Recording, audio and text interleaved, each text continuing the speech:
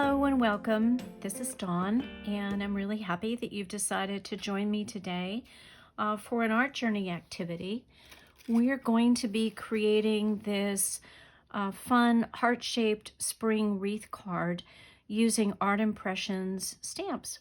So to get started, let me tell you what we're using today as far as materials. I have pre-cut a card size, A2 card size card front out of cold press watercolor paper. I usually buy the Canson 140-pound cold press, but you could use a hot press watercolor paper if you would prefer. I like the cold press because of the way the watercolor pigment kind of bleeds on the surface of it, and it's a little more forgiving in terms of the amount of water that I use. I picked out my markers, and I'm using just 3 markers today. My favorite markers are Marvy Plume. They have both a fine and a brush tip, and the colors I'm using today are pine green, a warm green, a jungle green, and number 80 Victorian rose. And if you ask what the white mark is for the tape, that's just to distinguish my markers when I take them to class to teach. So the stamp sets that I'm using from Art Impressions today, the first one is the flower set, number 4052, and the stamp that I'm using out of this set will be this stemmed flower. The other set that I'm going to be using today is the foliage set, number 4051, and I'm going to be using 2 out of this kind of a feathery greenery foliage and the vining foliage. So those will be the 2 that I use. Now, I decided today to use a heart shape because I would like to really create a thinking of you or a love you, happy Mother's Day, a spring theme. And the way that I got this heart put down there as a template was simply to cut a pattern. And I did that by using one of my dies that I had that happened to be in the die shape, and you could either cut it out. I just traced around it and cut it out. You could use a cookie cutter, or you could even freehand anything to get that down there. So I positioned that template where I wanted it, and using a light pencil line, I just drew around the outside to provide kind of a guide for where I want to put my foliage. So I'm going to start out by putting on the largest of the foliage stamps. So I'm going to mount this on my acrylic block. And I'm going to start out by using the jungle green.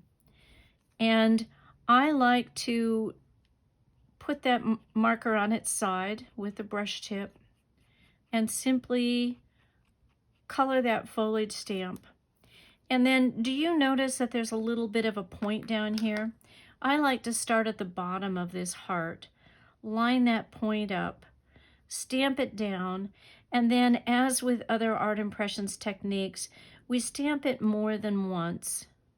And notice that I twist it so that I get a dark image and then it gets lighter as I move up the side of the stamp. And I'm going to repeat that as many times as I need to in order to get that foliage around the outside of that line that I created with the heart-shaped template. So as I'm stamping this, I'll share a little bit about the art journey. I started my art journey about a year, almost 2 years ago, when I needed to do a little bit of life reinventing. And it helped me to find inspiration, get excited about some new art activities. And I'm finding that these days, I don't know when you'll be watching this video, but currently in Southern California, we're dealing with a health emergency and everybody is at home. So my face-to-face class teaching is changing, and one thing that I'm doing on my art journey in order to deal with being brave and trying new things is teaching via video for the first time. So welcome.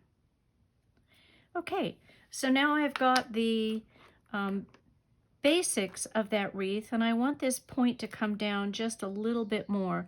So I'm only going to ink up the center of that foliage. And I'm going to bring it in here and stamp it down just a little bit in order to bring that down into the wreath, just a touch. Okay, now when I change foliage into a different style of foliage, a different stamp, I really like to change the color that I'm stamping with. And I want this to have depth, and so I want a lighter, warmer foliage. And then I also want to put some of this green in a cooler pine green. And so now that I'm using this vine, I'm going to stamp in the pine green. Notice when you stamp that this will stamp opposite of what it looks like this way. So I'm going to go in and just create some variety by stamping it one direction and then the other direction. I'm going to come up this side like this.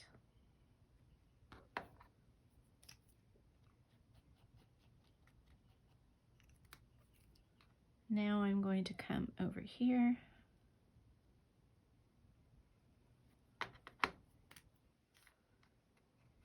You can use any foliage that you might happen to have in your art impression stamps. You could also use some that you might have from other sets. Anything that makes a small leafy look. You could make it into a grapevine wreath by using branches. Just be creative and play around with it a little bit. Okay. I like the idea that some of the foliage comes out around the edge, and I'm leaving some kind of areas in here where I may want to tuck in some flowers and not have them get mixed in with the green foliage. My choice also at this point is to go ahead and soften this green foliage before I move ahead and put in the flowers. So I take my brush, I'm using a number 4 round synthetic watercolor brush, and I get it very wet within this little water. And then there's a lot of discussion about how much water to take out of that brush before you begin painting. Some people use the technique of pinching. I never could figure that out. So my choice is to take this chamois, you could use paper towel, and I just tap my brush on it there gently, and then I go into and I tap it using the side of my brush and pull that color just a little bit.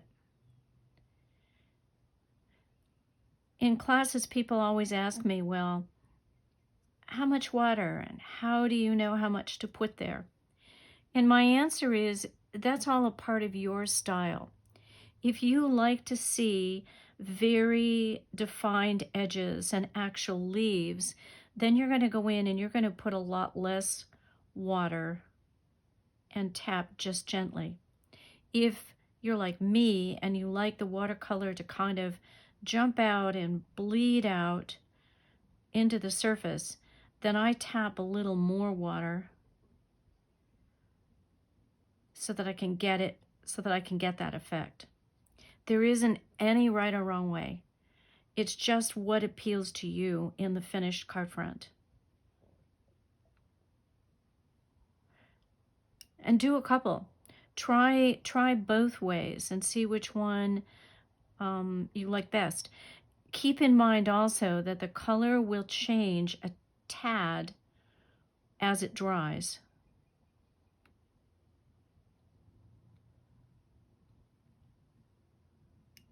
You can see that in some areas I'm letting it bleed more. In other areas I'm leaving it using a slightly drier brush and letting those leaves stay a little bit more defined. You can always go back in and cause the watercolor to spread out a bit more by adding more water if it doesn't feel like it has the effect that you want after it dries. But you can't take away that spread once it's happened. So go lightly to start, and then you can always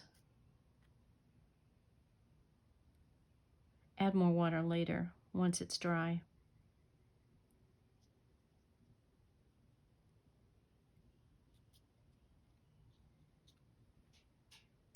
And don't worry too much about it. There really isn't any right or wrong way. The more you do it, the more your style and technique will begin to come out.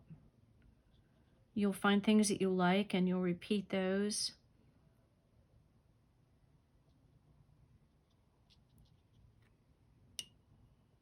Okay, so I'm just about there.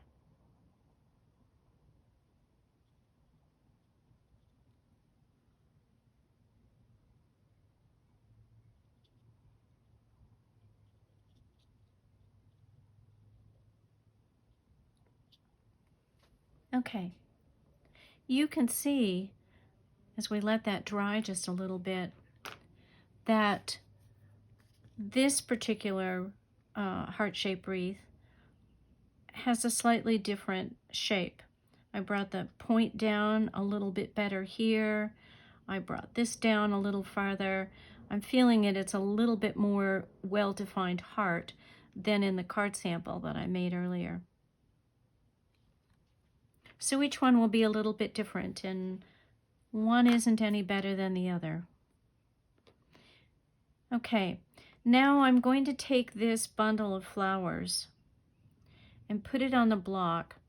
And this time, this stem would be awkward to put here. The only thing I really want to work with are the flowers.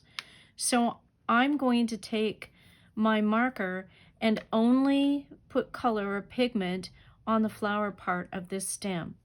If that doesn't feel good to you, then pull out this marker or this stamp and just do the daisies. So pick one that has the feel that you want and use that for the flowers. Now, when I go in and stamp these, I'm going to stay away from the green. And I'll show you why. Actually, as I'm letting my green dry just a tad bit more, let me show you why we stay away from the green when we go in to put in these pink flowers. So if I have inked up the leaves,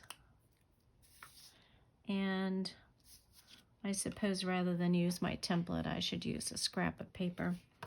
Here's a little scrap of paper. If I stamp those down, and then I go in and I add leaves, even if I soften that green before I add the leaves, and I put these flowers on top. Any of you that have studied a little bit of color theory know that red and green are what we call complementary colors. They're directly across from each other on the color wheel. And when we mix complementary colors together, we end up getting gray or mud. So if I go in and add water and mix those two colors together, do you see how I'm getting this kind of not red and not green, it's really a muddy gray color, and I want to avoid that. So I'm going to go in and try to stamp my flowers away from the green. And if some of them overlap, I'll show you a little trick to do what we're going to do with that. So I'm going to go in and stamp flowers in a couple places.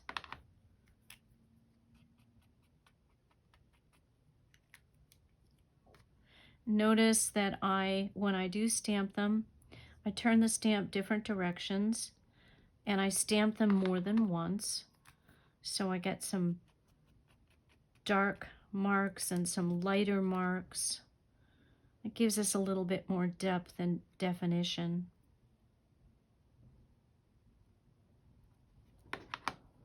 And you can add as many clumps of flowers as you would like to around here. I would suggest you make them different sizes and maybe think about making an odd number. Sometimes that adds to the interest just a tad. So I've got slightly uneven. I've got 2 on this side, 1 up here, 2 over here. This is a big clump. Just adds, again, there isn't any right or wrong way. Now when I go in and I tap these flowers, I'm going to tap those flowers and stay away from adding any more water in that green. So this one I'm going to allow to stay well defined just because I don't want to make mud.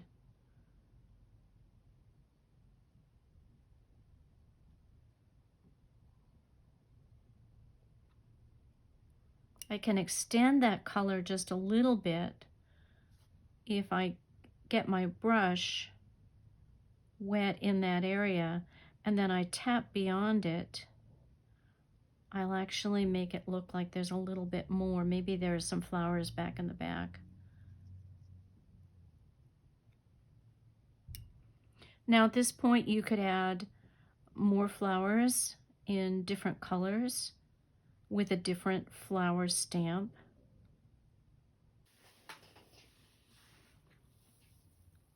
Okay, now that this is drying, I am looking and seeing that some of these areas where I put the flowers faded out just a bit more than I wanted. So a good way to handle that is to simply ink up part of my flower stamp again and go in and just stamp another flower over the top of it. You can always add that detail if you've lost it, as I did in that stamped image. Gives a little bit more depth. Okay, I feel good about that.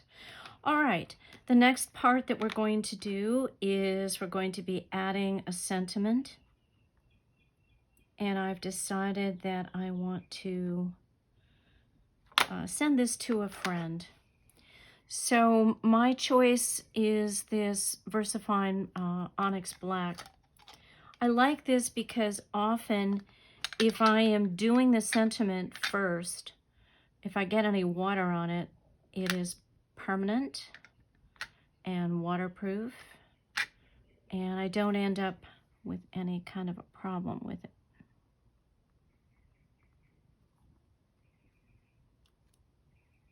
Stamp that down. Now, one other fun thing to do around a sentiment, which is what happens when you use the waterproof ink, is that now I can actually go in and I can add a few little flowers.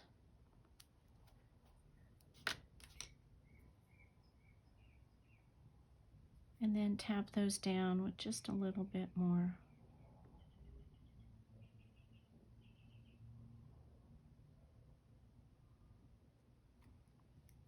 Now all that's left is for me to sign it. I like signing with a pencil.